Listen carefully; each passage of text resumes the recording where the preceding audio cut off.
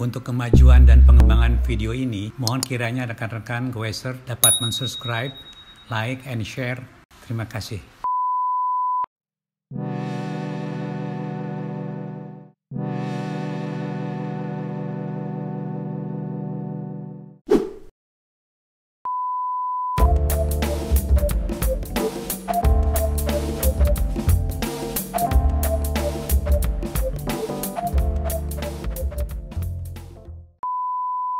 Selamat pagi semuanya, para sahabat saya semua, dan baik kembali pada pagi ini menjumpai semuanya ya, pada keadaan yang agak rawan COVID seperti ini ya. Saya membatasi diri betul-betul ya, agak jarang keluar rumah ya.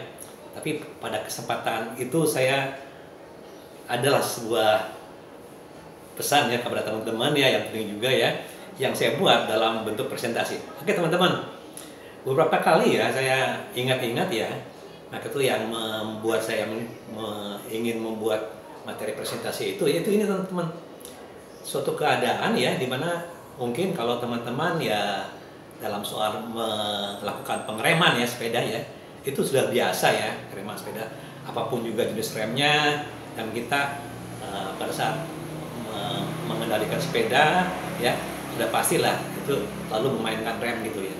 Tapi apakah ini udah kita laksanakan dengan suatu cara ya, atau setelan ataupun apapun juga yang benar teman-teman? Karena pengereman ini pada dasarnya menggunakan prinsip fisika teman-teman, prinsip fisika ya, di mana situ ada gesekan, di mana situ ada suatu material ya, di mana situ ada benda yang bergerak ya, dan lain-lain nih. Oke, pada teman-teman semua ya, saya ambil kesempatan pada kali ini ya akan khusus ya menyampaikan tanpa praktik teman-teman, yaitu suatu materi yang akan kita usaha mengupasnya, itu mengenai pengereman ya menggunakan prinsip fisika teman-teman. Oke teman-teman, sebelum kita mulai ya, yang membuat saya juga merasa penting ya, ada minimal ya saya mengalami sendiri ya, dan melihat di depan mata saya itu suatu kecelakaan teman-teman, itu sangat memprihatinkan ya.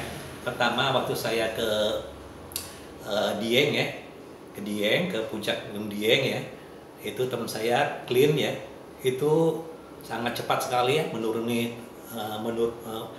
bukit ya, dan tahu dia merem nggak tahu gimana ya, dan gejonggal teman-teman, bener salto ya. Saya agak prihatin sekali, untung tidak ada apa-apa ya. Saya yang kedua, kesempatan kedua, teman saya juga yang newbie gitu ya, teman-teman di daerah Bogor ya, itu juga sama, itu daerah turunan juga.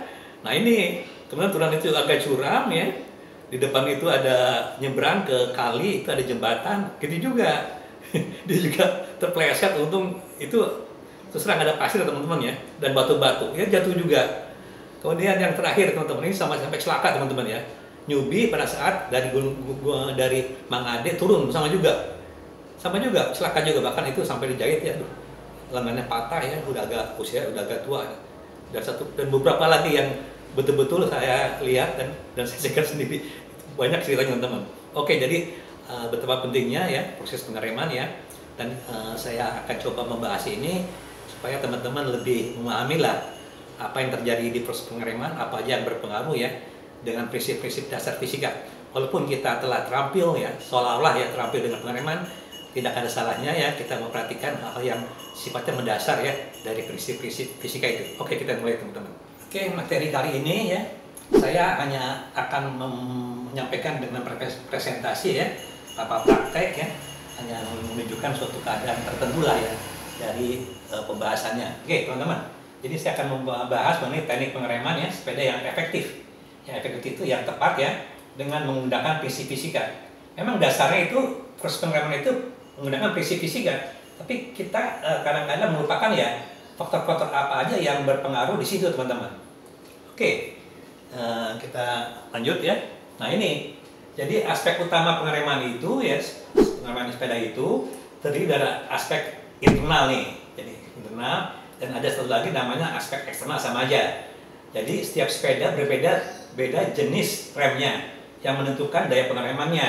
Nah, inilah ya berbagai jenis rem ya yang ada di sepeda pada umumnya teman-teman ya, yang membuat daya pengeremannya juga berbeda. Nah, kita kalau dalam kelompok rim brake ya, kita memiliki ya jenis rem itu ya cantilever brake ini. Ini rem-rem jenis lama ya, tapi di sepeda tertentu ya, mungkin federal juga masih digunakan ini cantilever. Nah, ini yang V-brake ya, yang udah menggunakan tarikan langsung ya. Ini tarikan ke atas, ini tarikan langsung ya. Nah, dan lagi teman-teman, nah U-brake teman-teman. U-brake ini biasa digunakan pada sepeda balap teman-teman ya, sepeda balap ya. Nah, ini yang lengannya panjang, kalau sepeda balap itu lengannya sempit teman-teman.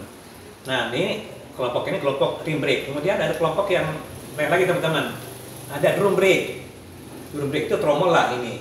Ini biasanya digunakan pada sepeda ontel lama ya, atau sepeda jeki yang lama ini ya, yang lama ya, yang buatan Surabaya masih menggunakan ini teman-teman. Ada lagi satu lagi namanya coaster brake. Nah, coaster brake ini istilahnya torpedo teman-teman ini. Ini dilaksanakan dengan menekan ya pedal ke belakang, dan ini akhirnya di sini ada suatu mekanisme penahan ya yang menyebabkan ini ada daya pengereman. Nah, kemudian antara itu disc brake. Nah, ini istilah umum ya kita gunakan, yang sekarang udah lebih populer, bahkan di sepeda balap pun ini menggunakan ini teman-teman. Oke, ini aspek internal teman-teman ya, internal mengenai daya pengereman ini dari jenis rem itu sendiri, dan aspek eksternal ini. Nah, aspek eksternal ini yaitu tadi internalnya nih, eksternal itu kondisi medan teman-teman ya. Kondisi medan permukaan jalan ya sangat mempengaruhi kemampuan pengereman. Jadi hati-hati teman-teman, walaupun sepeda kita itu kondisi pengeremannya bagus ya, bannya besar, gigitannya kuat ya, refleksinya bagus ya, tapi kalau jalannya atau medannya ini berbeda-beda ya, ini hati-hati teman-teman. Jadi tergantung juga medannya. Jadi kondisi medan, nah ini kondisi medan yang berisiko seperti ini, yaitu apa nih, jalan menurun dan berbelok. Nah, ini hati-hati teman-teman, pada saat jalan berbelok ya, itu juga kita bisa ada slip ya, dan menurun ini menyebabkan kemampuan pengereman itu bertambah dengan adanya gaya gravitasi teman-teman, yang menekan ya, mendorong sepeda lebih cepat laju ya. Oke, kemudian ini jalanan tertutup semak nih. Jalan tertutup semak ini ya kita bahaya teman-teman ini, karena kita tidak tahu ya di kiri kanan seperti apa ya, penglihatan kita ini tidak bebas teman-teman, dan jalannya pun ya kita tidak tahu ada lubang atau apa-apa tidak, sini juga bahaya teman-teman. Jadi antisipasi harus lebih bagus ya pada saat kita jalan tertutup semak. Nah, yang lebih bahaya ini teman-teman, ada kadang-kadang kita kalau ke Bunglon itu ada jalan ya di tepi jurang. Hati-hati teman-teman, kadang-kadang kita jangan terlalu menepik ke sini, ke pinggir, kita agak ke kanan lah gitu ya. Kadang-kadang di sini ada belokan turun, nah kita tidak tertolong ya, di sini ada kerikil lah, kita bisa terpleset ya, bisa ke jurang sini, hati-hati nih. Nah, inilah kondisi yang harus kita perhatikan ya, medannya ya, di samping ya tadi kondisi internal dari kemampuan rem itu sendiri di sepedanya. Nah, kemudian ini kondisi medan teman-teman yang berbeda. Kemudian, nah, kondisi permukaan jalan yang berisiko ini, yaitu ini jalan basah nih, hujan ini. Ya, ini juga hati-hati teman-teman. Frictionnya ini menurun teman-teman ya, ini menurun. Apalagi jalan berlumpur ini, waduh ini bahaya, licin ya. Nah, kemudian ada jalan makadam ya, atau berkerikil, berpasir ini. Ini juga menurunkan kemampuan pengereman. Gesekan antara ban dan permukaan jalan ini menurun, apalagi di sini hujan teman-teman, basah. Oke teman-teman ya, ini aspek eksternalnya ya. Oke, jadi pertama internal tadi ya dari sepedanya, kedua aspek eksternal atau lingkungan ya. Oke, nah ya, ini aspek utama pengereman sepeda saat keseluruhan. Oke, kita berlanjut teman-teman. Nah, ini bagaimana ya kita akan mencakup ya bahasan teknis pengereman sepeda itu secara keseluruhan ya. Nah, jadi ada syarat pengereman yang efektif itu ya. Ini ya, kita harus ada 3 ya syarat utama ya dari yang harus diperhatikan, yaitu kondisi rem ya. Itu sini kita bisa buat daftar pengecekannya. Kemudian itu pengetahuan karakteristik rem ya dan teknik pengereman ya. Nah, jadi ini kita harus mengetahui lah secara umum lah bagaimana karakteristik rem ya, khusus sepeda yang kita miliki, dan tekniknya, caranya. Kemudian, nah ini posisi badan, tangan dan jemari ya. Yang ini yang membuat kemampuan pengereman kita juga bagus gitu ya. Oke, kita urai satu-satu ya. Nah, kondisi rem ini ya. Nah ini kita harus cek teman-teman nih. Nah, ini ketebalan kapas rem ini. Nah, dalam batas aman. Ini. Jadi kalau ada rem disc ini teman-teman seperti ini ya. Rem disc, nah, seperti ini. Ya ini. Ya, rem di sini ya. Ini ketebalannya teman-teman ya. Itu 20% teman-teman ini. 20% ya. Minimal ya. Nah, ini. Nah, kalau untuk rem yang ini ya kaliper ya, yang kaliper atau U-brake ini ya. Nah, ini batas minimalnya sebatas coakan. Andaikan coakan ini telah habis ya, sampai sini ya. Ya udah, ini batasnya seperti ini. Nah, jadi harus diganti. Oke, itu ya syarat-syaratnya. Nah, kita juga harus periksa teman-teman ini mengenai kabel remnya ini. Apakah tidak macet? Nah, ini kadang-kadang teman-teman ya mengenai kondisi kabel rem ya, kita kadang-kadang ini memang kondisi beratnya pengereman tuas rem segini, padahal itu kita nggak merasa bahwa itu memang berat, agak berat itu disangkanya biasa, padahal itu udah agak macet ya. Ya coba lihatlah dalam itu karakter dapat tidak ya, paling tidak kita mengetahui keadaan sebenarnya ini. Jadi kita memeriksa lah keadaan kabel rem itu ya, apakah karatan ya. Memang kalau karatan kita harus menggantinya. Nah, kemudian minyak rem ini ya, minyak rem ini apakah cukup terisi dan tidak bocor ini. Ini untuk rem yang disc brake ya, yang menggunakan hidrolik ini. Oke. Nah, kemudian ini teman-teman, jarak bebas tuas rem ini. Nah, ini 30% teman-teman dari jarak penekanan maksimal. Ini standar modulasi ini, normal. Ini teman-teman. Jadi kalau kita perhatikan ya, nah ini jarak ini 30% teman-teman nih. Nih, 30%. Maksimal dari sini ke sini ya. Nah, sini ya. Nah, ini jarak bebas ini 30% ini dari sini ke sini. Nah, ini. Nah, ini harus diperhatikan teman-teman. Sama juga dengan yang ini ya. Yang mekanik, yang U-brake ya. Ini 30% juga nih. Jadi jangan terlalu jarak bebasnya jangan terlalu sedikit atau jangan terlalu banyak ke arah sini ya. Nah, gitu kurang lebih. Nanti kita akan jelaskan lebih jauh lagi mengenai detailnya ya. Nah, ini jadi jarak bebas 30%. Posisi tuas rem terhadap lengan ada lurus. Nah, ini penyetelan tuas rem tergantung posisi punggung. Nah, ini teman-teman.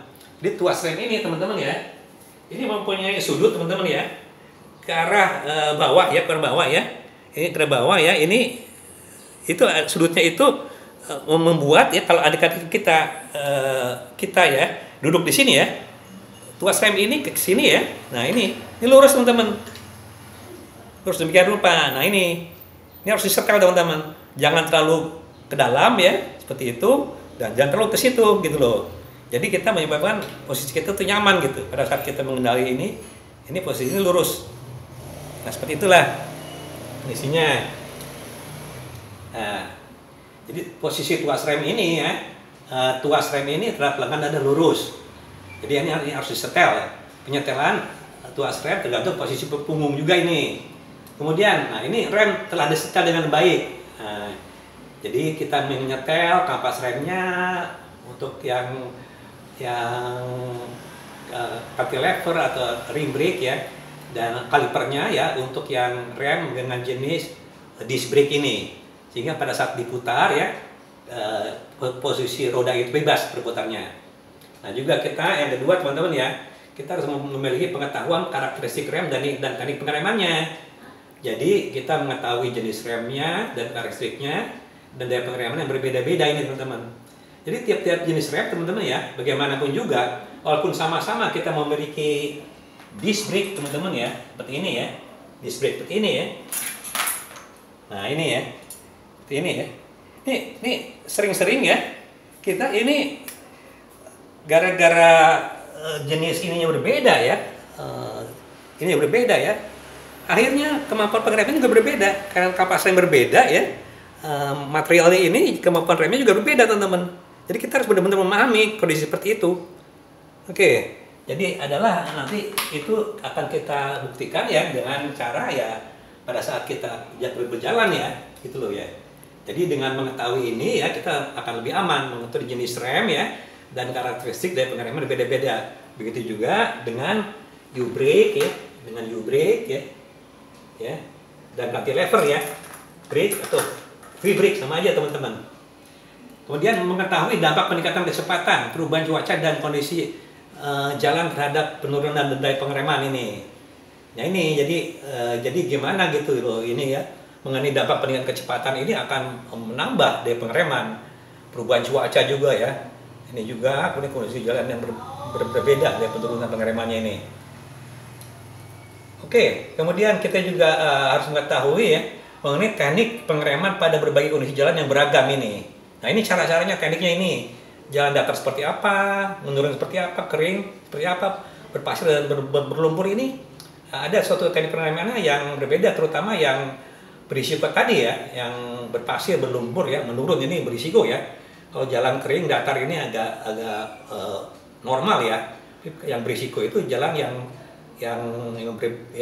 di luar kering dan di luar datar ini teman-teman. Oke, mengetahui ciri spesifik kemampuan pengereman sepeda yang dikendarai. Nah, jadi setiap sepeda ya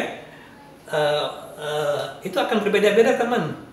Daya pengeremannya ini kita harus pahami gitu loh, karena ada kata kita menggunakan sepeda MTB yang satu, kemudian kita menggunakan sepeda road yang lain, sepeda tour yang lain, ini kemampuannya berbeda-beda ini.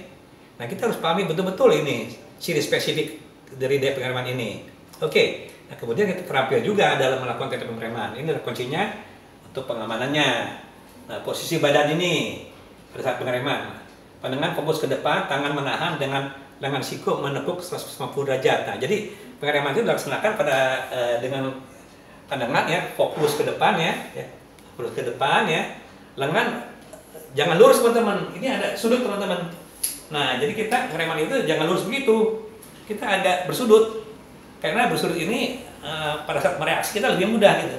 Sudut itu 150 derajat teman-teman ini. Nah, pada saat pengereman, pandangan kita lurus ke depan. Seperti itu. Oke. Tuh. Kemudian posisi ya. Posisi ini kaki ya. Kaki pada saat pengereman itu ya kita bertumbuh pada ini, pada pedal ya.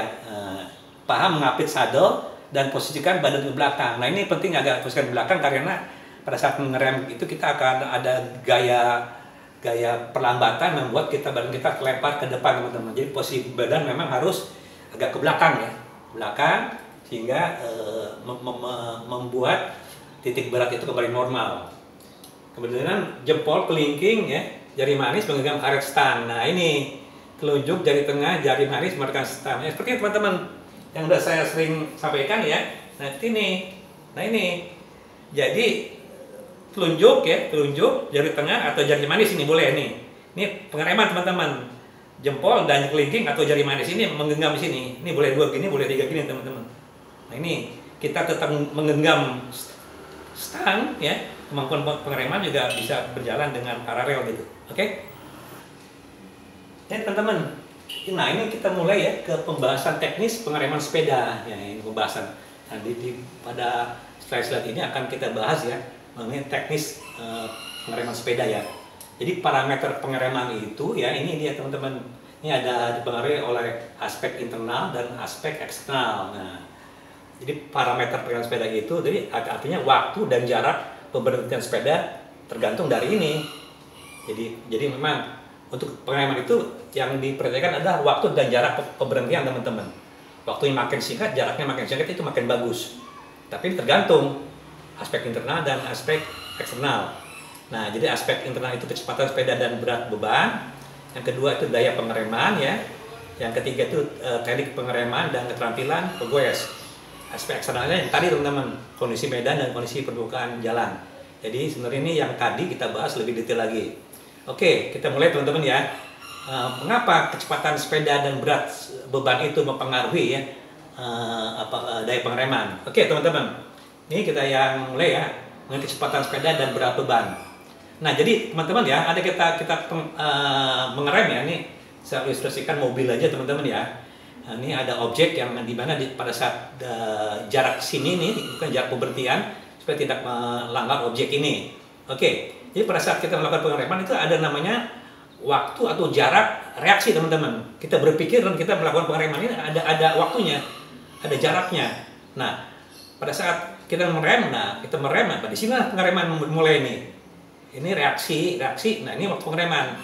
Nah, waktu pengereman ini dimulai dari sini teman-teman sampai sini. Nah, ini proses pengereman ini. Total ini ya ini namanya jarak pemberhentian ini. Stopping distance seperti ini. Jadi 2 teman-teman ya. Jadi makin cepat suatu kendaraan ya ingin memberhentikannya ya, makin cepat ya. Jadi waktu reaksinya juga harus makin singkat ya.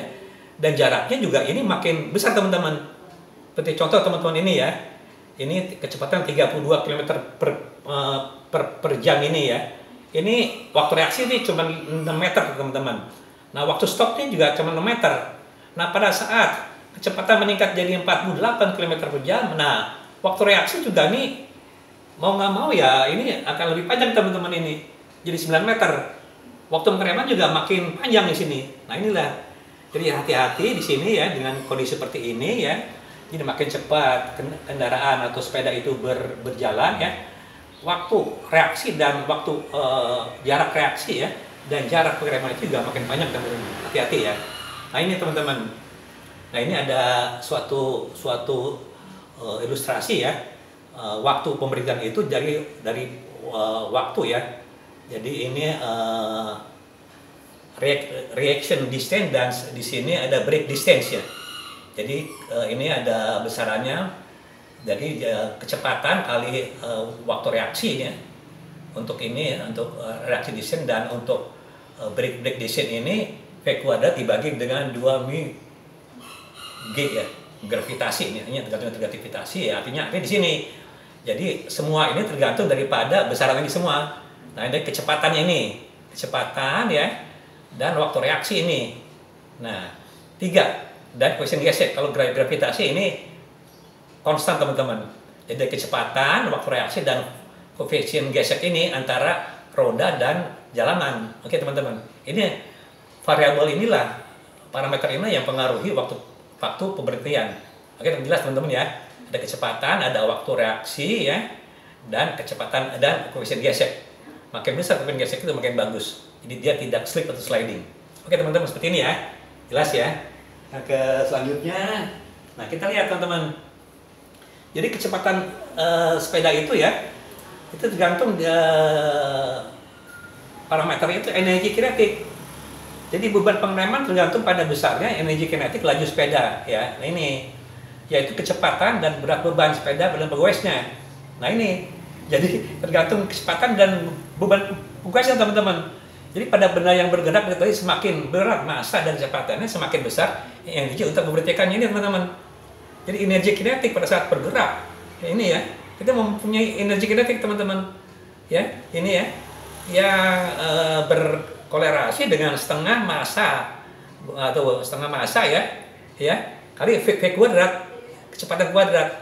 Jadi kecepatan makin cepat ini makin besar teman-teman. Soalnya kelipatan 2 ini ya kuadrat ya. Jadi ini setengah ya M V kuadrat. Nah, ini jadi ada kata kita memiliki besaran seperti ini ya. Nah, ini ada berat sepeda dan pegawainya ya dengan kecepatan 30 km per jam ya.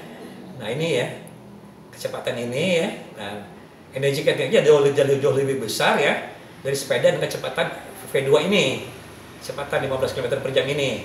Jadi kalau kita bandingkan ya ini ya antara energi kinetik yang pertama ya untuk V pertama dan V2 ini ya. Jadi dengan perubahan kecepatan dari V2 ya atau kecepatan yang lebih meningkat dari ke V1 ini 30 km per jam ini ya 2 kalinya. Tapi energi kinetik ini bayangkan teman-teman ini energi kinetik 15 km per jam ini cuma 0,74. Sedangkan yang V2 ya yang V1 yang 30 km per jam ini jadi 2,95 kJ. Nah, jadi peningkatannya itu dari 15 km per jam menjadi 30 itu ada hampir 400% teman-teman, hampir 4 kali lipat teman-teman. Sehingga daya pengereman nya pun jadi 4 kali lebih kuat ini. Hati-hati teman-teman. Nah, inilah buktinya dengan energi kinetik ini yang berpengaruh langsung dari kecepatannya ya, itu akan bertambah sangat besar sekali energi untuk memberhentikan sepeda ini. Jelas teman-teman ya?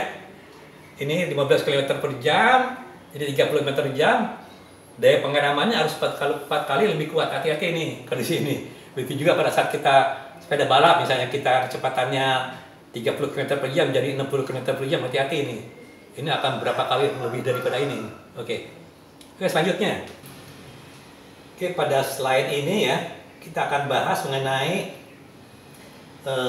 energi potensial ya. Tapi tetap ya, kecepatan sepeda dan berat ini ada hubungannya. Tapi kita sasar ini tadi energi kinetik, sekarang energi potensial. Jadi berhubungan teman-teman antara kinetik dan potensial itu. Energi potensial itu diformulasikan sebagai massa kali gravitasi ya, kali ketinggian ini, MGH ini. Dengan demikian semakin tinggi elevasi sepeda ya, nah, menempuh jalan menurun, maka semakin besar energi potensial yang diubah menjadi energi kinetik energi sepeda. Nah gini teman-teman, pada saat kita udah sampai ketinggian tertentu ya, dan kita menurun ya, kita tentunya tuh memiliki energi potensial di ketinggian itu teman-teman.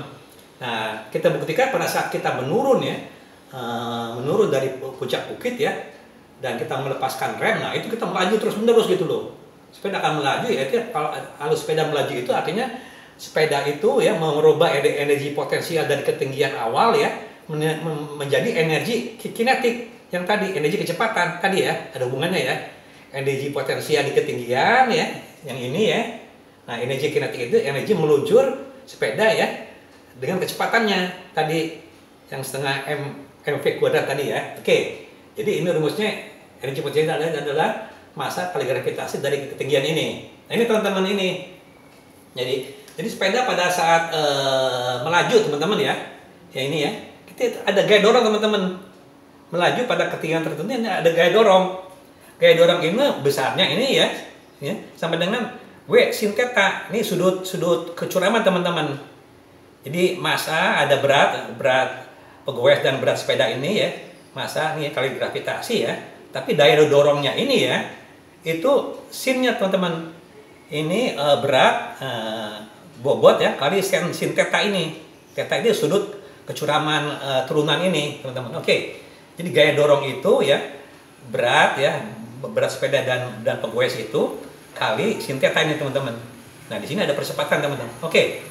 Nah ini teman-teman ya, besarnya gaya dorong dari gaya gravitasi yang membuat sepeda meluncur kencang dipengaruhi oleh berat beban ini dan sudut pencuramannya ini. Makin besar sudut theta ini ya ini tentunya makin besar gaya dorongnya mendorong sepeda ke sini, dan makin landai ya, kalau dia agak landai ke sini, nah gaya dorongnya juga menurun teman-teman.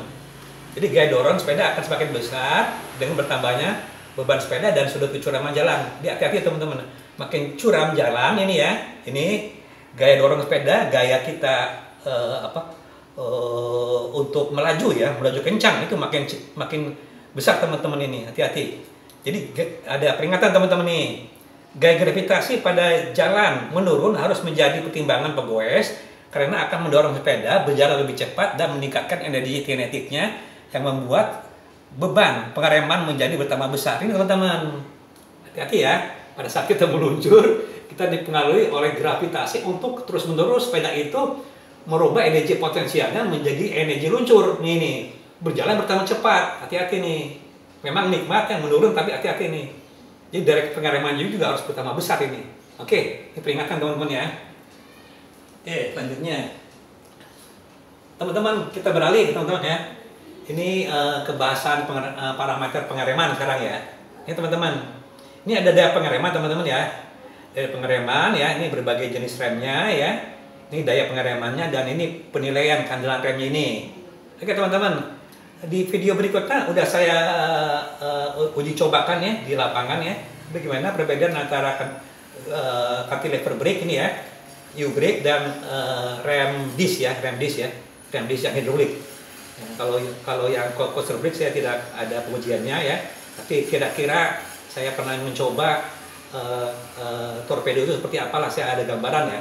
Jadi kita lihat teman-teman ya, antara V-brake ini ya, untuk kondisi kering ini ya, dan V-brake ini agak kurang teman-teman ya, di pengujian lapangan kurang ya, kurang begitu pakem ya ini ya, itu masih di bawah dari U-brake ini ya, ini apalagi basah teman-teman ini, seperti ini ya, makin menurun lagi nih, U-brake ya, sorry ya, particular brake dan V-brake ini sama nih, pada saat basah dia menurun nih, menurun, kering agak kurang, basah apalagi teman-teman. Dan ini memang saya buktikan, saya menggunakan MTB lama ya, ini repot sekali teman-teman. Nah, kelebihannya apa teman-teman ini? Ini penilaian keandalan secara keseluruhan ya. Kelebihannya itu murah ya, ringan, mekanisme sederhana, tidak cepat panas ini. Tapi kalau menggunakan ini terus-menerus ya, ini bisa menyebabkan rim juga panas teman-teman kalau terus-menerus ya. Dan ini ban dalam kadang-kadang ada yang mengeluh, ban dalamnya ini kena panas dari rim dan meletus dia teman-teman. Ini pada saat turun dari dagu, orang-orang ada yang begini teman-teman, meletus teman-teman, rimnya panas nih. Dan ini mudah perawatan nih. Oke, kekurangannya nih, dari rem ini agak menurun ya pada kondisi basah nih, berkurang pada kondisi basah. Ini lebih sering ganti kapas rem karena ini lunak ya. Ini dapat merusak rim, lama-lama rim akan cowok teman-teman, akan tergerus ya. Ini kapas rem nih, tentang kotoran teman-teman. Jadi pada saat kita menggunakan kapas rem ya, kondisi ini jalan agak kotor ya, ini rentan teman-teman. Jadi kapas rem ini teman-teman ya, ini habis teman-teman di sini. Banyak butir-butir pasir masuk ke sini, jadi rentan nih. Kapas rem rentan termasuk kotoran di sini. Oke, ini kurang bagus ya kondisinya ini seperti ini ya. Ini memang lunak sih gitu ya. Nah, kemudian untuk V-brake juga nih teman-teman ya. Ini sama teman-teman ya, kelebihan dan kekurangannya sama ini. Cantilever brake, V-brake dan jenis yang seperti ini sama. Nah, untuk yang U-brake agak beda nih. Ini pada saat pengujian yang lalu, ini U-brake ini lebih bagus teman-teman dari pengeremannya nih. Mungkin dia lengannya lebih pendek, lebih ketat dia ya. Ini kan lebih bagus dari pengeremannya. Pada saat basah memang agak menurun, sama juga menurun. Nah, U-brake ini single, ringan ya. Ringan dan simple ini ya. Kemudian tidak cepat panas ini ya, sama yang ini ya.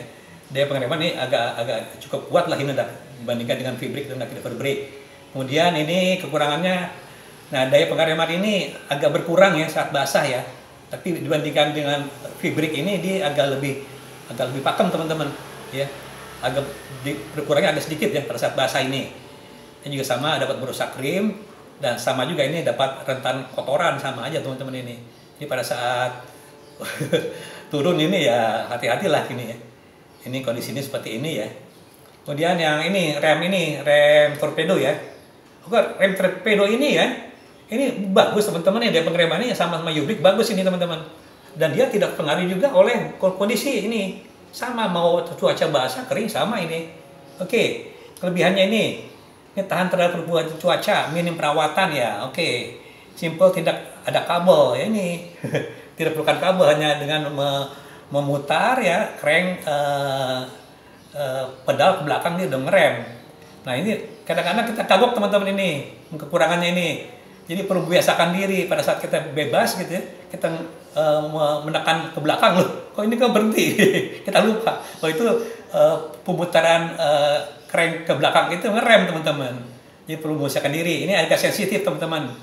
Jadi sangat peka ini ya, ban mudah slip ini. Jadi langsung dia ngerem gitu, cepat ini ya. Sangat agak terlalu pakem nih ya. Ini lebih cepat panas teman-teman ini kondisinya, karena itu banyak menggunakan bantalan baja yang bergesekan di antara di rotornya ya dan asnya. Nah, ini fungsi tergantung dengan rantai. Kalau ini rantai tidak ada, tidak bisa ngerem teman-teman. Oke ya, ini jelas ya. Oke, halaman berikutnya ya, mengenai jenis rem, evaluasi daya pengeremannya ya. Ada jenis drum brake. Nah, ini teman-teman, atau rem tromol ya. Rem tromol ini memang agak jarang ya digunakan di sepeda-sepeda, mungkin pada sepeda-sepeda ontel atau sepeda-sepeda jenis tertentu lah ini ya. Yang buatan Eropa juga ada sebagian menggunakan ini ya. Nah, ini daya pengeremannya bagus teman-teman nih. Ya, lumayan ya, kering ya. Basah dan kering itu tidak terpengaruh ya, sama ya kondisinya ya. Kelebihannya ini ya tidak terpengaruh oleh cuaca ya.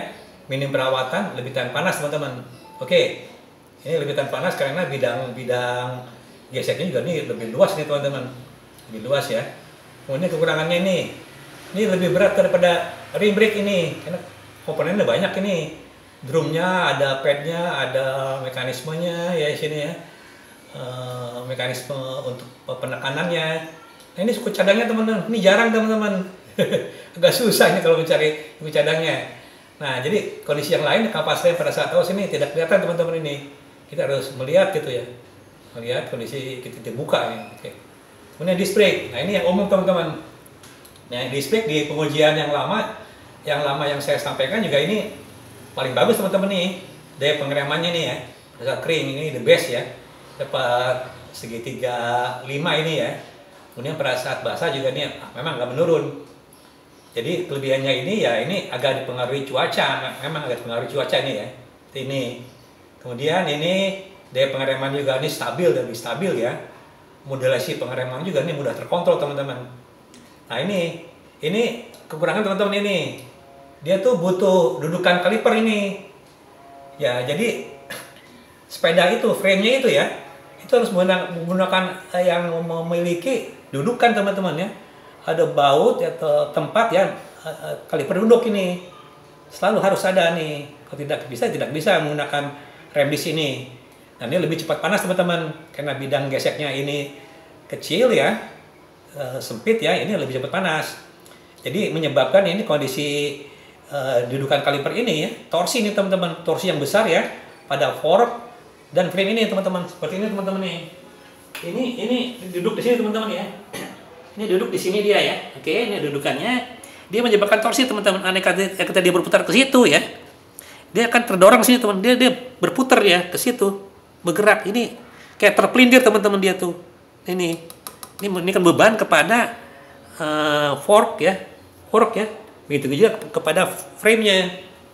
Oke teman-teman. Nah ini ya.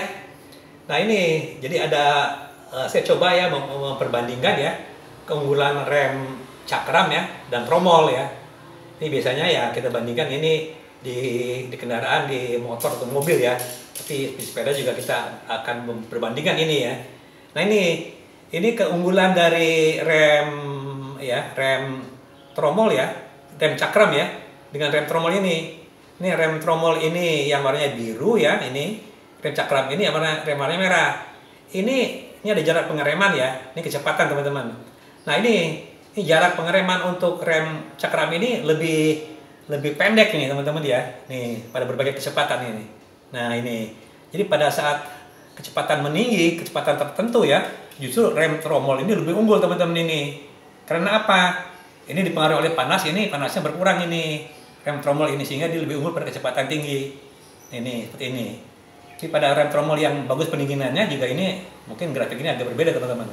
Oke, nah ini kondisi suhu dan torsi teman-teman ya, torsi dan suhu rem ini. Nah ini rem disc ini ya, suhunya lebih tinggi teman-teman ini tuh, ini lihat tuh lebih tinggi ya dari rem tromol ini. Nih. Jadi memang rem disc ini ya rawan teman-teman ya, terutama pada sepeda teman-teman. Kalau mobil itu udah dibikin desain demikian rupa itu tebal ya, disnya itu tebal ya sehingga dia dan ada ventilasinya ya. Kalau rem sepeda itu ya tidak teman-teman. Makanya rem sepeda rotor disc yang sekarang ya itu ada disc pendinginnya di bagian tengah teman-teman, lebih tinggi ya. Nah torsinya juga ya pada rem disc ini ya ini lebih bagus teman-teman nih. Pada saat kecepatan jarak stok tertentu ini ya. Ini lebih tinggi pada saat jarak stok tertentu yang lebih panjang ya ini ya dia lebih bagus daya tahannya ya, torsi disnya ini, daya tahan pengeremannya ini. Oke teman-teman ya, nah ini dah kondisinya seperti ini. Jadi terbukti bahwa rem disc itu ya di samping tadi keunggulannya juga dia punyai kekurangan teman-teman, itu cepat panas teman-teman. Oke ya, lanjutnya. Oke, sekarang kita beralih kepada slide berikutnya mengenai teknik pengereman dan keterampilan pegoes. Nah ini kunci teman-teman nih, kunci gimana manusianya nih ya, yang melakukan suatu aksi pengereman atau tindakan pengereman ya, yang mempengaruhi kemampuan rem itu sendiri teman-teman. Nah kita mulai teman-teman ya dengan posisi badan dan tangan ini. Nah ini posisi seperti inilah yang benar teman-teman nih ya, dimana kita menggenggam ya hand grip ini ya dengan kelingking dan jari manis, dan kedua telunjuk dan jari tengah ini menekan ruas rem ini. Jadi pada saat posisi badan kita ini ya, ini pandangan fokus ke depan ya, tangan menahan ya, dengan lengan siku menekuk 90 derajat nih, seperti yang tadi nih, nekuk. Dengan bertumpu pada kaki ya, dan paha mengapit saddle ya, posisikan badan ke belakang nih teman-teman. Mengenai pentingnya ya, posisi badan diarahkan ke belakang ya pada saat kita merem ya, karena ada daya deselerasi ya, atau daya perlambatan ya dari sepeda itu sendiri ya. Jadi cenderung badan itu akan terlempar ke depan gitu ya. Oke, jadi teknik pengereman ini ya, ini sangat penting teman-teman. Jadi keterampilan kita ya, teknik pengereman dan keterampilan kita itu sangat penting ya untuk mengenakan suatu pengereman yang pendek ya dan waktunya singkat. Oke, posisi ya tadi ini ya udah saya jelaskan ya, seperti ini, jempol kelingking jari manis menunggu karet tang ya, tunjuk jari tengah jari manis menekan rem ini seperti ini. Oke, nah kemudian nih mengenai pengereman pada jalan datar, inilah tips-tipsnya ya. Nah ini tipsnya pada jalan datar ini juga memang bukannya karena mudah, ini juga harus perhatikan teman-teman. Jadi semakin cepat laju sepeda perlu waktu reaksi yang lebih singkat dan penekanan tuas rem yang lebih kuat ini. Tetap teman-teman ya, kita memperhatikan kecepatan ya, makin cepat ya makin waktu pengereman itu harus lebih singkat ya. Dan jalan pengereman itu pasti juga akan lebih panjang gitu loh. Ya ini harus diperhatikan. Oke, untuk yang tips yang kedua yaitu pada pengereman biasa ya, tuas rem belakang ditekan ya, terlebih dahulu. Lalu tuas rem depan ya. Nah, sampai sepeda berhenti. Kenapa teman-teman ini rem belakang dulu ditekan ini? Ya karena kenapa? Kita akan mencoba-coba bagaimana pengereman itu. Pada kata yang depan dulu nanti kita bisa terpeleset ya. Ada kata ada kondisi tertentu yang jalannya licin. Seperti ini teman-teman nih, sini. Jadi kita akan menekan ya tuas rem yang belakang terlebih dulu. Saya selalu yang kanan tuh depan teman-teman. Yang kanan dulu ya, kanan tuh belakang teman-teman. Kanan dulu ya, kemudian pelan-pelan ya, setelah ini terasa ya, baru yang depan. Nah seperti itu, akhirnya penekanan rem depan ini akan lebih kuat teman-teman, karena memang daya pengereman adanya di depan. Kenapa? Berat badan dan sepeda itu cenderung ke depan teman-teman, sampai kurang lebih kalau deselerasinya tinggi ya mungkin sampai 70% teman-teman akan terdorong ke ban depan, sehingga ban depan memang harus diposisikan pada saat dia akan berhenti gitu loh, bukan ban belakang, ban depan teman-teman. Oke, seperti itu ya. Oke, jadi pada pengereman mendadak, nah ini panic brake ya. Pada saat panic brake beda nih kondisinya nih, kedua rem ditekan bersamaan. Nah ini dengan tuas rem depan sebagai pengendali utama penghentian, karena adanya pengalihan beban 70% ke roda depan. Kalau yang biasa ini ya kita bisa gunakan rem belakang ya, pelan-pelan, kemudian rem depan. Kalau pada panic brake dua-duanya teman-teman paralel, kita menekan rem itu bersamaan. Nah tapi rem depan itu akan kita tekan lebih kuat untuk apa? Menghentikan sepeda ini, karena berat beban itu akan terlempar ke depan, menyita daya pengereman itu 70% teman-teman ini. Berat beban ke depan. Pengereman memang harus lebih kuat di ban depan teman-teman. Oke, jelas teman-teman ya. Nah, kemudian ini pengereman pada jalan menurun, ini beda lagi ya. Nah pada jalan menurun, nah beda lagi teman-teman ini. Jadi posisi ini tapak kaki bertemu pada pedal ini. Ya ini kita harus agak berdiri ya, menurun ini ya. Paha mengapit saddle ya. Geser badan ke belakang sehingga titik berat sepeda kembali posisi normal. Jadi memang kita harus seperti ini teman-teman. Orangnya harus bergeser ya ke belakang orangnya ini ya. Kita harus agak sedikit berdiri ya dengan menekuk ya. Menekuk ini kaki ya dan mengambil posisi untuk pengereman ini seperti ini. Oke. Nah itu kita harus mengantisipasi juga kecuraman turunan dan kontur permukaan jalan untuk menyesuaikan kecepatan sepeda yang aman sesuai dengan kemampuan pengereman. Jadi pada saat jalan menurun kita memang harus memperlambat sepeda teman-teman. Jangan sepeda itu meluncur demikian rupa dengan kondisi medan dan kemampuan pengereman yang terbatas ya, sehingga dia kehilangan kemampuan untuk berhenti teman-teman. Hati-hati nih teman-teman. Kita memang pada saat jalan menurun ini sepeda harus diperlambat dengan pengereman. Caranya seperti itu. Nah jadi tuas rem ya belakang ditekan perlahan nih. Jadi belakang dulu nih, tuas rem yang belakang dulu ya yang ditekan untuk mengantisipasi slip. Nah ini untuk ngetes teman-teman.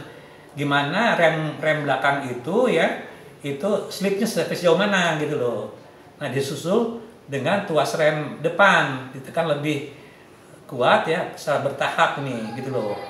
Nah inilah teman-teman. Jadi memang jangan berbarengan teman-teman, tetap ini ya, tuas rem belakang ditekan lebih dulu pelan-pelan, kemudian disusul dengan tuas rem depan ini seperti ini, sehingga dia sepeda itu akhirnya lebih lambat atau mungkin kalau diinginkan berhentilah dia.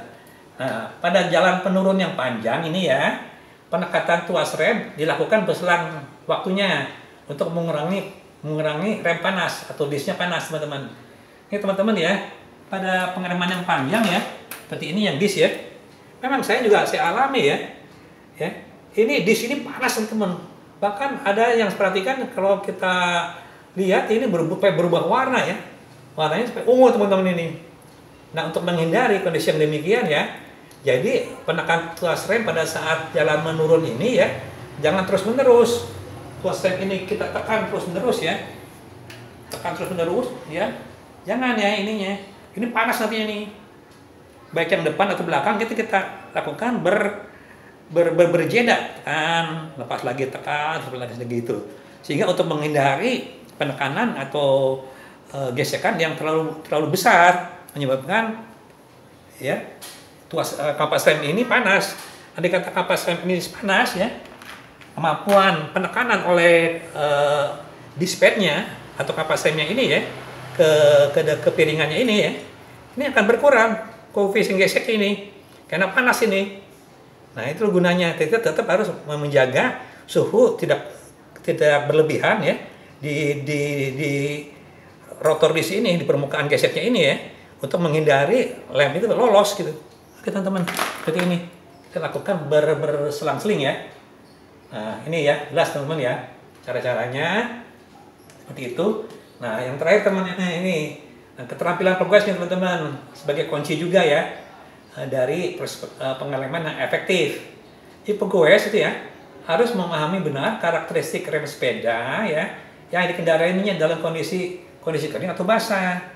Jadi kita jangan kayak teman saya sampai cilaka itu ya, dia tidak memahami, mungkin sepedanya dipahami ya, tapi kondisi medannya di turunan Mang Ade ke Riung Gunung sana ya, di puncak itu dia tidak memahami kondisinya gitu loh, sehingga dia celaka teman-teman. Jadi ya dia harus benar-benar memahami ya kondisi karakteristik ya, karakteristik sepedanya dan kondisi lingkungannya ya, baik dalam kondisi kering dan basah. Yang kedua, memperhatikan perubahan daya pengereman sepeda dari berbagai medan permukaan jalan yang berbeda. Ini nih kedua ya, jadi jangan hanya sepedanya ya atau kondisi daya pengereman yang ada di sepedanya, dia juga harus memperhitungkan ini nih pada kondisi medan dan permukaan jalan berbeda-beda. Ini yang harus digabungkan teman-teman ini, harus kita antisipasi lah kedua ini. Nah kemudian kita mengaplikasikan semua teknik pengereman yang benar. Nah ini tadi cara berdiri seperti apa, posisi badan seperti bagaimana, memegang hand grip atau karet stang itu seperti apa gitu loh ya, dan cara pengereman itu bertahap seperti apa ya. Ya ini harus kita praktekkan ini semuanya. Yang keempat itu mengantisipasi risiko ya dengan menghentikan sepeda sebelum waktunya. Nah ini teman-teman, hindari sepeda itu panic brake. Kadang-kadang teman-teman ada juga yang perhatikan ya, teman-teman itu kadang-kadang senang sekali mementingkan sepeda itu selalu dengan panic brake itu, dadakan gitu remnya. Ini bahaya juga teman-teman. andai kata ada sesuatu kita yang melintas atau ada sesuatu yang apa ya, kondisi tertentu lah ya, ini menyebabkan dia tidak bisa menghindar teman-teman. Jadi kalau ada sesuatu di hadapan ya berarti karena sepeda sebelum waktunya ini untuk menghindari risiko. Jadi hindarilah selalu panic brake, karena panic brake ini berisiko teman-teman. Di samping keterbatasan jarak pengereman juga ya, dan kita tidak bisa mengantisipasi ya apa yang terjadi di depannya. Oke. Nah, selalu waspada ya terakhir ini ya, untuk menghentikan sepeda setiap saat ini. Oke teman-teman, inilah kondisinya ya, yang jelas ya. Jadi semua kombinasi dari ini lah yang akan membuat kita aman bersepeda ya.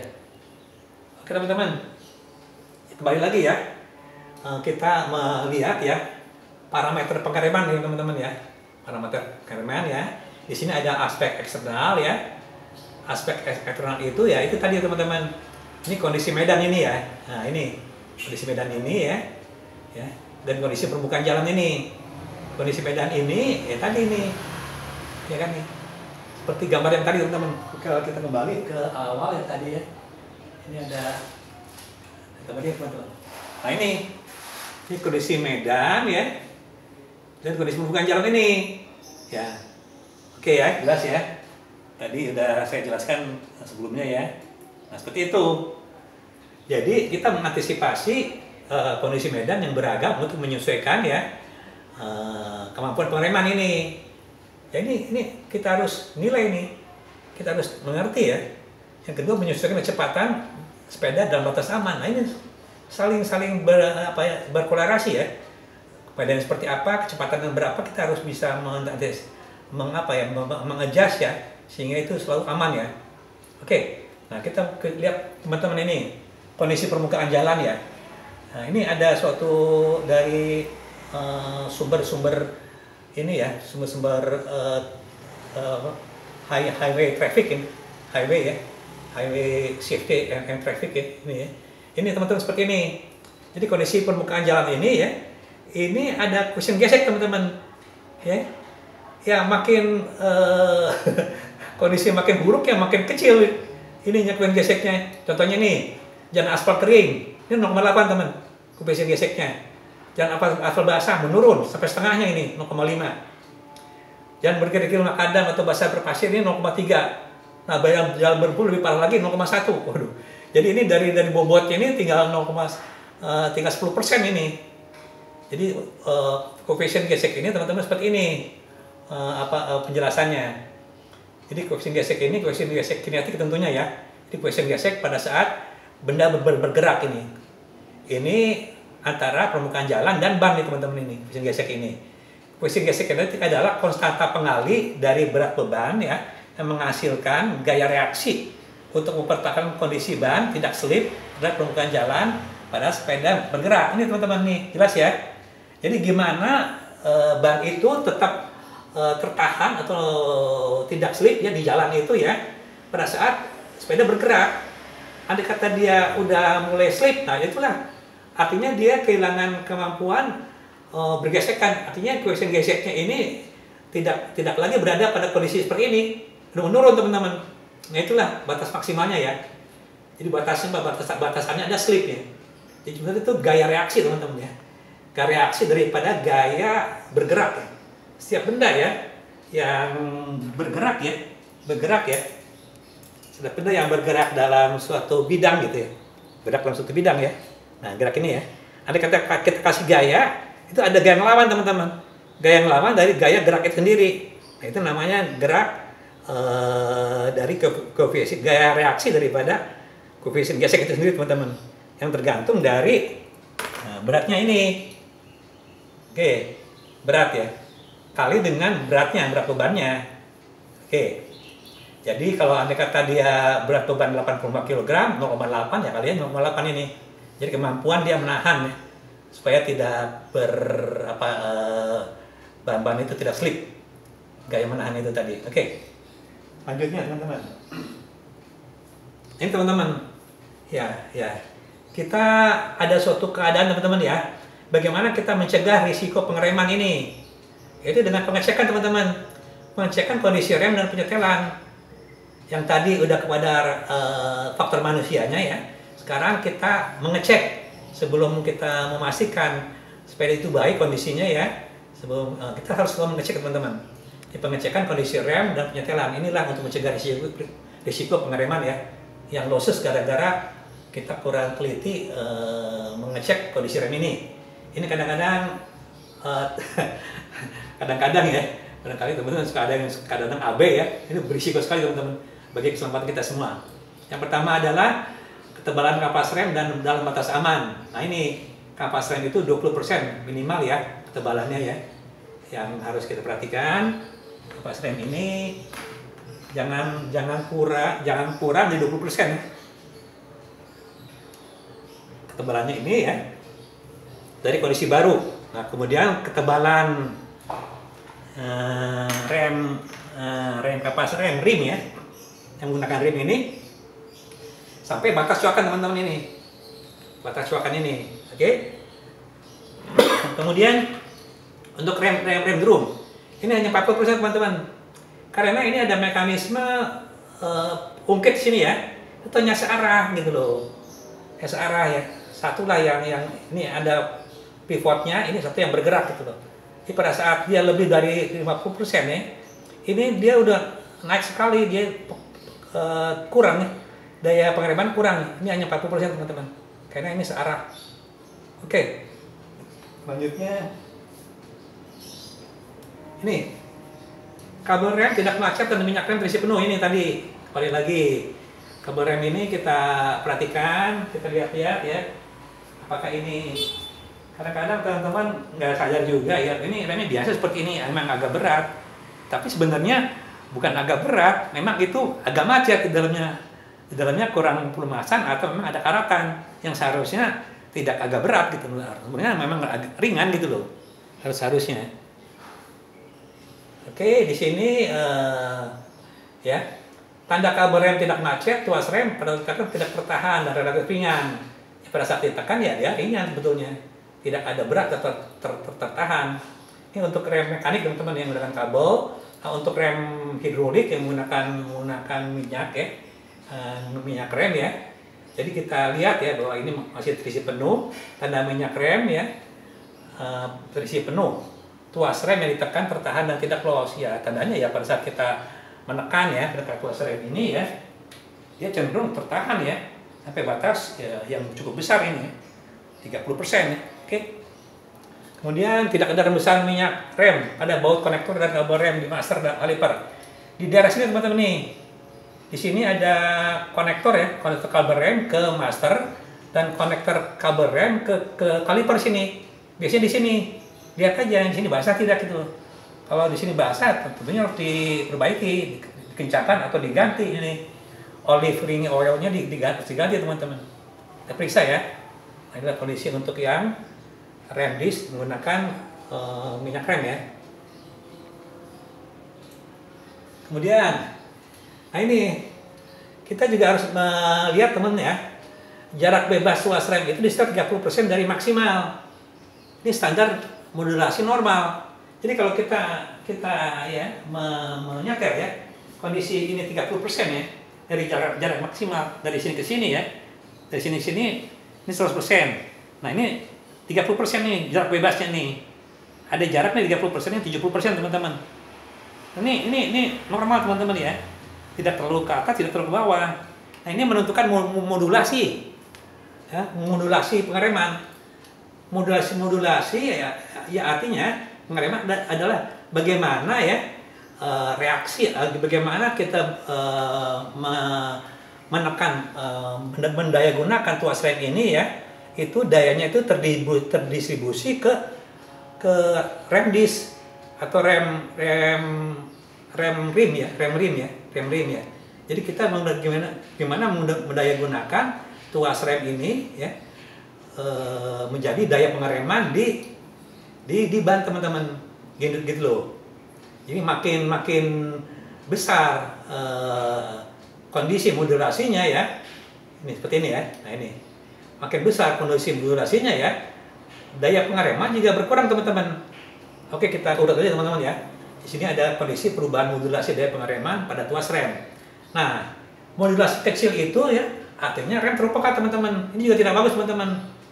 Jadi gini, nih modulasi pengereman terlalu besar itu artinya tuh pada saat jarak antara tuas rem bebas ini dengan tuas pada saat pengereman ini terlalu kecil, ini jaraknya terlalu kecil gitu loh.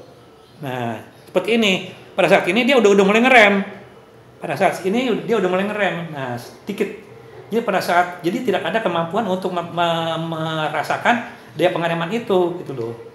Oke ya, jadi pada saat kecil gitu. Nah seperti ini akibatnya ya, ini rem terlalu peka teman-teman, rem terlalu peka ini. Jadi rem terlalu peka dan rem itu terlalu keras ya. Jadi tidak ada feedbacknya ke sini. Ini free play-nya ini biasanya lebih kecil dari 30%. Sebaliknya modulasi yang terlalu besar ini ya, justru rem ini kurang peka teman-teman. Nah, di kondisi ini dia terlalu jauh teman-teman ya.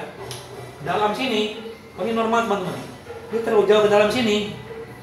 Dia kurang peka teman-teman ini. Terlalu jauh ke dalam ini, ke sini dia. Nah, kondisi ini juga tidak bagus. Jadi untuk modulasi yang besar ini justru rem ini kurang peka ya, Dia terlalu free play-nya itu lebih besar dari 30% ya. Sehingga dia daya pengereman itu sangat sedikit sekali nih. Jadi untuk sedikit sekali ya dia rem bisa tidak berfungsi dengan baik gitu ya ini. Oke, ini ya. Nah, modulasi yang baik itu ya modulasi yang terdistribusi ya, tuas rem ini ke dalam daya pengereman ini seperti ini. Yang free play-nya itu jarak bebas ini 30%. Nah, ini yang ideal teman-teman. Nah, kita harus setel ini demikian rupa. Nah, di sini ada kondisi yang feeling ya, yang untuk kondisi pengereman ringan seperti ini bisa terasa ya. Nah, ini pengereman yang lebih kuat ya, seperti ini ya. Dan pengereman yang panic stop seperti ini. Jadi ada ini ya, ada feelingnya ya, pengereman yang lebih ringan ya, pengereman yang lebih kuat dan panic brake sini. Oke, seperti inilah. Jadi kita akan optimal menggunakan rem ini dengan feeling yang bagus, dengan penguasaan yang penyetelan tuas rem ini 30% seperti ini. Ini contohnya untuk rem drifter ya, rem drifter pada balap. Untuk rem shifter ya, rem shifter yang ada di tuas rem non drifter juga sama aja teman-teman.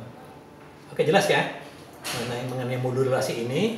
Oke, kemudian ini juga teman-teman, ini juga tadi ya sudah saya posisikan ya, selalu ya tuas rem ini ya terhadap horizontal ini ya, ini memiliki sudut ya, dia agak lebih ke bawah tergantung dari posisi punggung teman-teman. Sini punggung sini ya, di punggung ya, sehingga mendingan mempengaruhi posisi lengannya juga mempengaruhi posisi tuas rem ini. Harus setel demikian rupa sehingga posisinya lurus. Oke, demikian rupa ya. Nah, ini untuk posisi stang yang drop bar juga demikian rupa. Penyetelan stang drop bar itu bukannya kepada penyetelan posisi dari drifter ini, tapi posisi stang drop bar ini terhadap stemnya ini. Jadi ini bisa diturunkan dan dinaikkan. Andaikan dia lebih terus ke bawah bisa dinaikkan. Nah, harus seperti normal seperti ini teman-teman posisinya. Oke, jadi kemiringan tuas rem stang fat bar dan kemiringan stang drop bar yang benar ini. Jadi penyetelan tergantung kemiringan punggung. Jelas semuanya ini tadi ya. Oke. Nah, ini teman-teman, rem telah disetel dengan baik. Jadi kapas rem ya disetel agar ya tertekan permukaannya berimpit dengan bidang gesek rim ya, berada. Nah, jadi gini teman-teman, jadi kapas rem ini disetel ya agar permukaannya ini tertekan ya, itu berimpit dengan bidang gesek rim ya. Nah gini, jadi permukaan rem ini yang ada kata kita tekan teman-teman ya, tekan ini ya, dia akan nempel teman-teman, betul-betul nempel ya, nempel di rimnya ini.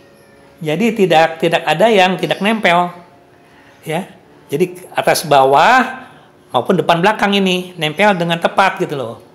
Jadi tidak ada bidang yang tidak tergesek. Oke. Dan posisinya itu berada di tengah-tengah, tidak menggesek ban, tidak keluar bidang gesek rim. Jadi harus benar-benar ini nempel teman-teman. Pada saat dia sini bergerak ke sini nempel betul-betul, nempel dan berada di tengah-tengah ya, bidang gesek rim.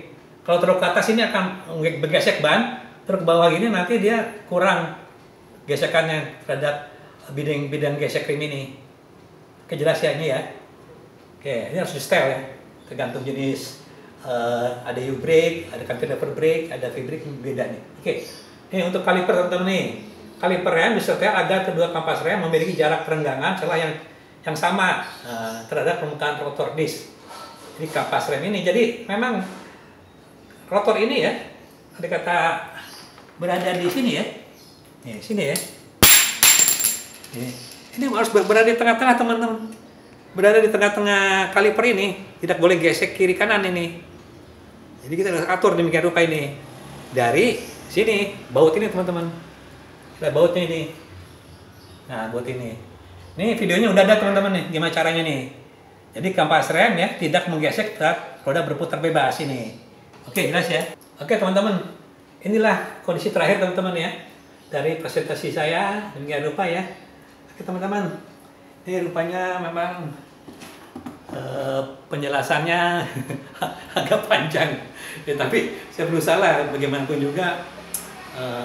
Silakan ya, mungkin ada hal yang penting-penting silakan di skip atau gimana caranya, tapi saya ingin menyampaikan secara gamblang dan penuh teman-teman, tanpa mengurangi sedikit pun materi yang saya sampaikan, karena setiap materi itu saling berhubungan dan memang aspek fisika itu perlu penjelasan yang memang harus jelas gitu loh ya, dan gimana pengaruh-pengaruhnya dan gimana caranya, memang ya agak panjang ya penjelasannya.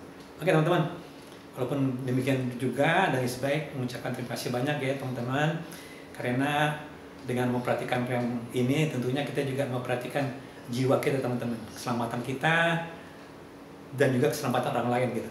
Karena andai kata kita gagal merem, kita bisa menubruk orang, bisa menubruk sepeda lain, dan bisa banyak yang celaka gara-gara rem sepeda kita teman-teman. Oke, Denis baik, sangat senang sekali menyampaikan ini kepada semuanya. Terima kasih banyak. Assalamualaikum warahmatullahi wabarakatuh.